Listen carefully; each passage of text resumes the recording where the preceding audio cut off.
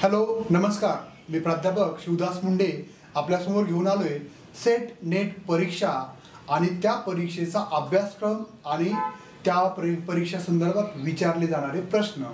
तर आपण पेपर 1 जो सर्वांसाठी अनिवार्य आहे त्यामधील सर्व अभ्यासक्रम कशा पद्धतीने कव्हर करता येईल या दृष्टिकोनातून काही व्हिडिओ पाहिलेले आहेत। आज आपण पेपर क्रमांक 2 ग्रंथालय शास्त्र लायब्ररी सायन्स त्या संदर्भातील अभ्यासक्रम नेमका काय आहे, त्या अभ्यासक्रमाला समोर ठेवून प्रश्न कशा पद्धतीने विचारले जातात, त्याचं प्रश्नाचं वेटेज काय आहे ते आपण या व्हिडिओमध्ये बघणार आहोत।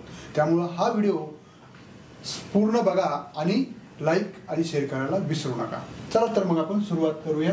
सेट परीक्षा जी नोव्हेंबरमध्ये होणार आहे त्या परीक्षेची तयारी करत असताना पेपर क्रमांक 2 जो ग्रंथालय आणि माहिती शास्त्र लायब्ररी अँड इन्फॉर्मेशन सायन्स या विषयासंदर्भात एकंदरीत पेपर 2 मध्ये 100 प्रश्न विचारले जातात 200 गुणांसाठी, बरोबर आहे।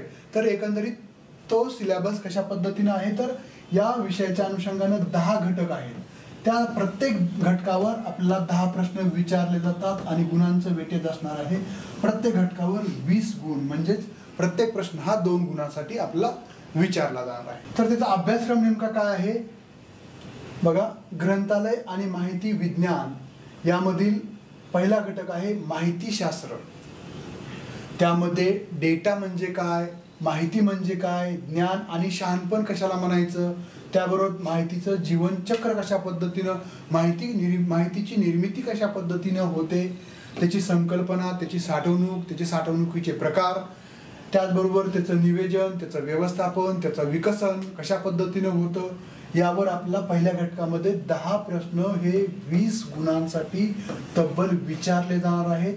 आणि सर्व अभ्यासक्रम डोळ्यासमोर ठेवूनच एकंदरीत प्रत्येक घटकामध्ये 10 पॉईंट दिलेत, म्हणजे आपल्याला साधा आणि सोपं लॉजिक लावायचं की प्रत्येक पॉईंटवर तुम्हाला एक प्रश्न हमखास विचारला जाणार आहे। त्यामुळं अभ्यासाची तयारी करत असताना कोणताही पॉईंट आपल्याला स्किप करता येणार नाहीये। पुढचा जो घटक आहे याच पहिल्या घटकामध्ये माहिती उद्योग, त्यानंतर IPR आणि कायदेशीर समस्या, साहित्य चोरी, माहिती अधिकार कायदा RTI, त्यानंतर राष्ट्रीय ज्ञान आयोग काय आहे, राष्ट्रीय ग्रंथालय मिशन काय आहे, हे पहिल्या घटकामधले हे 10 पॉईंट आहेत। प्रत्येक पॉईंटवर तुम्हाला एक प्रश्न विचारला जाणार आहे, त्यानुसार आपल्याला अभ्यास करायचा आहे। त्यानंतर दुसरा घटक सुरू होतो। दुसऱ्या घटकाचं नाव आहे ग्रंथालय आणि समाज। आपण काय म्हणत असतो की कोणते आपल्याला ज्ञान घ्यायचं असेल तर आता काही 5-10 वर्षाचा कालावधी सोडा, यापूर्वी आपल्याला कोणतंही ज्ञान घ्यायचं असेल तर ग्रंथालयामध्ये जावं लागायचं आणि तिथून आपल्याला जे अपेक्षित ज्ञान आहे ते आपण ग्रंथालयातून संपादित करत होतो।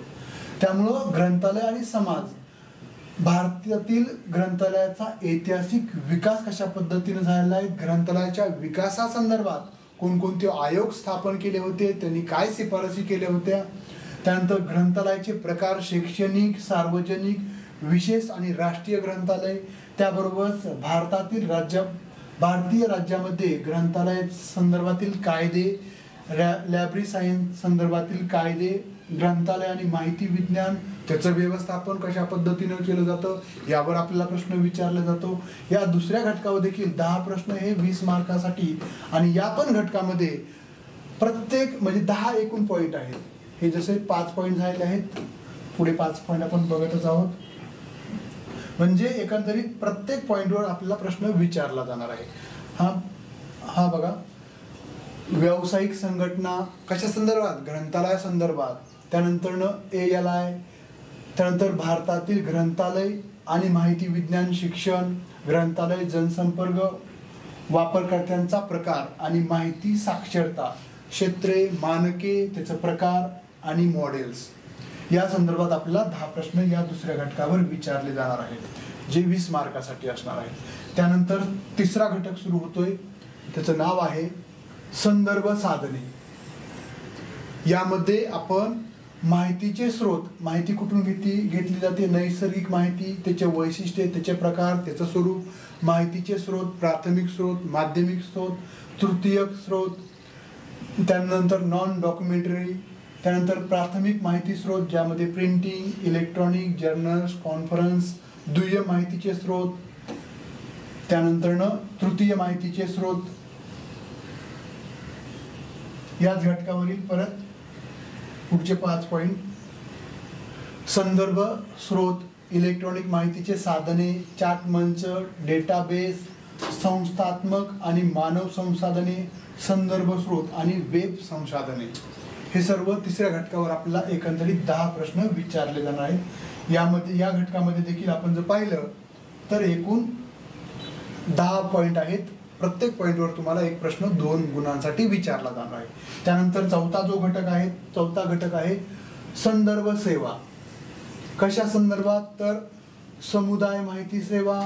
त्यानंतर संदर्भ सेवा, त्यामध्ये त्याची संकल्पना काय आहे, संदर्भ सेवेचे प्रकार, रेफरल सेवा, त्यानंतर अल्टरिंग सेवा, मोबाईल आधारित लायब्ररी सेवा, त्यानंतर मोबाईल डेटाबेस, वेब लायब्ररी, त्याची संकल्पना काय आहे, त्यावर आपल्याला प्रश्न विचारले जाणार आहेत.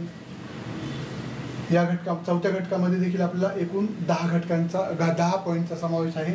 त्या 10 पॉईंटवर आपल्याला प्रत्येक पॉईंटवर एक प्रश्न विचारला जाणार आहे. त्यानंतर 5वा जो घटक आहे तो आहे ज्ञान व्यवस्थापन, नॉलेज मॅनेजमेंट. यामध्ये आपण जर पाहिलं ज्ञानाचे विश्व, आपण बघितलं की ज्ञानाचा स्फोट होत आहे. तर निसर्ग आणि गुणधर्म, विषयाच्या निर्मितीच्या पद्धती, ज्ञान संस्था, त्याचं वर्गीकरण, त्याचे सिद्धांत, त्यानंतर ऑर्गनायझेशन सिस्टीम, ग्रंथालयाचं वर्गीकरण, ज्ञान संस्था, त्यानंतर ग्रंथालयाची सूची आणि रेकॉर्ड कशा पद्धतीनं मेंटेन ठेवलं जातं, या संदर्भातील जे मानके आहेत त्यावर आपल्याला एकंदरीत या घटकावर देखील आपल्याला 10 प्रश्न 5व्या घटकावर विचारले जाणार आहेत. त्यानंतर 6वा जो घटक आहे तो आहे ग्रंथालय व्यवस्थापन. कशा पद्धतीनं केलं जातं ग्रंथालयाचं व्यवस्थापन, त्याचे तत्व, त्याचे कार्य, त्यांचे विचारशाळा, ग्रंथालय आणि माहिती केंद्र व्यवस्थापन, त्यामध्ये पुस्तकांची निवड, साधने, तत्वे, लायब्ररी, मानव संसाधन आणि त्याचं व्यवस्थापन, त्याचं नियोजन, ग्रंथालयातील आर्थिक व्यवस्थापन कशा पद्धतीनं केलं जातं, प्रकल्पाचं व्यवस्थापन कशा पद्धतीनं केलं जातं, जे वेगवेगळे प्रकल्प असतात. त्यानंतर एकूण गुणवत्ता व्यवस्थापन, लायब्ररीची इमारत, त्याचं फर्निचर, त्यानंतर व्यवस्थापन, तत्व, साधने, घटक, लायब्ररी उत्पादने आणि सेवांचे विपणन, योजना, संशोधन, हे सर्व एकंदरीत 6व्या घटकावर देखील 10 प्रश्न या वेगवेगळ्या 10 मुद्द्यावर विचारले जाणार आहेत. म्हणजे प्रत्येक मुद्द्यावर आपल्याला एक प्रश्न विचारला जाणार आहे. पुढचं घटक आहे 7वा घटक ग्रंथालय संगणकीकरण. यामध्ये संगणक तंत्रज्ञान, आताच जे आपण ग्रंथालयाची जी पद्धत आहे, जे आपण अभ्यासिकेमध्ये जायचो, पुस्तक घ्यायचो आणि आपण तिथं शांत पद्धतीनं अभ्यास करायचो, आता ती नवीन तंत्रज्ञानाच्या युगामध्ये ते संगणकीकृत झालेलं आहे. आपल्याला जे रेफरन्स बुक पाहिजे आपण तिथे एका क्लिकमध्ये ते त्या अभ्यासिकेमध्ये उपलब्ध आहे का, आहे तर किती नंबरचं आहे, त्यानंतर ते देखील आपण ऑनलाईन स्वरूपामध्ये वाचता येते का, असे पण वेगवेगळे सॉफ्टवेअर डेव्हलप झालेले आहेत. ते सॉफ्टवेअर कशा पद्धतीनं वापरायचे, त्यानंतर विद्यार्थ्यांना वापरायला द्यायचे, याचं देखील ज्ञान आपल्याला वेगवेगळ्या युनिकोडच्या माध्यमातून, सॉफ्टवेअरच्या प्रकार, system software, application softwares, programming भाषा, ऑब्जेक्टिव्ह, त्याचं ओरिएंटेशन, दूरसंचार, त्यानंतर त्याचा वापर, त्याचं कम्युनिकेशन कशा पद्धतीनं केलं जातं, अशा पद्धतीने एकंदरीत 10 मुद्द्यावर या पण घटकामध्ये 10 प्रश्न 20 गुणांसाठी विचारले जाणार आहेत. पुढचा जो 8वा घटक आहे, 8वा घटक पण आपल्याला परीक्षेच्या दृष्टिकोनातून महत्वाचा आहे, माहिती तंत्रज्ञान आणि ग्रंथालय संगणकीकरण. आपण आता ग्रंथालयामध्ये माहिती तंत्रज्ञानाचा जास्तीत जास्त वापर करत असतो, तर ते वापर करत असतानाचं जे ज्ञान आहे ते आपल्या अंगी असावं, त्यासाठीचे लायब्ररी ॲप्लिकेशन क्षेत्र, त्याचं नियोजन, बारकोड, त्यानंतर डिजिटलायझेशन, डिजिटल लायब्ररी संकल्पना काय आहे, डिजिटल संरक्षण, त्याची सिक्युरिटी कशा पद्धतीने आपण पाळली गेली पाहिजे, अशा पद्धतीनं 10 मुद्द्यावर, वेगवेगळ्या 10 मुद्द्यावर 10 प्रश्न 20 गुणांसाठी तुम्हाला 8व्या घटकावर देखील विचारले जाणार आहेत. पुढचा घटक आहे 9वा घटक संशोधन पद्धती आणि ग्रंथालय. आता संशोधन पद्धती आणि ग्रंथालय हा जो पॉइंट आहे, यामध्ये संशोधन म्हणजे काय, संशोधनाची संकल्पना काय आहे, जो तुम्हाला पेपर 1 मध्ये दुसरा जो घटक आहे त्याच्याशी मिळता जुळता आहे. जर तुम्ही त्याचा व्यवस्थित अभ्यास केला तर नकळत तुमचा या पण घटकाचा अभ्यास होणार आहे. तर यामध्ये आपण बघितलं तर संशोधन, त्याची संकल्पना, उद्देश, कार्य, व्याप्ती, मर्यादा, संशोधनाच्या पद्धती, ऐतिहासिक, वर्णनात्मक, प्रायोगिक संशोधन, डिझाईन कशा पद्धतीने केलं जातं, डेटा संकलन कशा पद्धतीने, संकलनाच्या म्हणजे नमुना निवड कशा पद्धतीने केले जाते, डेटाचं विश्लेषण, त्याची व्याप्ती कशा पद्धतीने आहे, त्याचं व्यवस्थापन कशा पद्धतीने केलं जातं, त्याचं सांख्यिकीय प्रणाली कोणती वापरली जाते, यावर तुम्हाला एकंदरीत 10 प्रश्न जे 20 गुणांसाठी विचारले जाणार आहेत 9व्या घटकावर, संशोधन पद्धती आणि ग्रंथालय शास्त्र. पुढचा जो 10वा घटक आहे तो आहे संक्षिप्त नाम आणि विस्तृत नाम. म्हणजे आपल्याला त्याला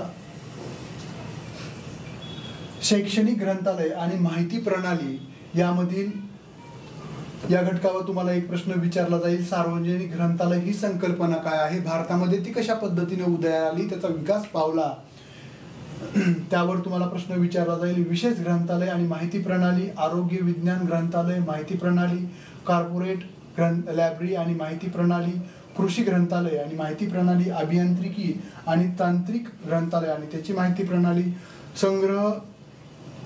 संग्रहालय आणि ओरिएंटल लायब्ररी, समुदाय माहिती प्रणाली, अपंग, मुले आणि महिलांसाठीची माहिती सेवा प्रणाली. अशा पद्धतीने या 10व्या घटकावर हे जे वेगवेगळे 10 मुद्दे दिलेले, त्या 10 मुद्द्यावर 10 प्रश्न 20 गुणांसाठी आपल्याला विचारले जाणार आहेत. अशा पद्धतीनं आपण जर पाहिलं तर एकंदरीत 10 घटक, जे लायब्ररी सायन्स मध्ये 10 घटक आहेत, प्रत्येक घटकावर जर 10 प्रश्न विचारले गेले तर एकूण आपला 100 प्रश्न हे विचारले जाणार आहेत एकूणामध्ये, जे तुम्हाला 200 गुणांसाठी असणार आहे. तर पेपर क्रमांक 1 आणि पेपर क्रमांक 2 संदर्भात देखील आता जी नोव्हेंबरमध्ये परीक्षा होणार आहे त्या संदर्भात आपण ऑनलाईन बॅच 14 ऑगस्ट पासून म्हणजे उद्यापासून सुरू करत आहोत. ही साधारणतः 4 महिन्याची बॅच असणार आहे, ज्यामध्ये तुम्हाला पेपर 1चं सर्व मटेरियल आणि पेपर 2चं देखील सर्व मटेरियल, ऑनलाईन लेक्चर्स, ऑनलाईन त्यानंतर PDF स्वरूपामध्ये नोट्स आणि ऑनलाईन स्वरूपामध्ये टेस्ट सिरीज उपलब्ध होणार आहे. हा व्हिडिओ आवडला असेल तर नक्कीच लाईक आणि सबस्क्राईब करायला विसरू नका. धन्यवाद.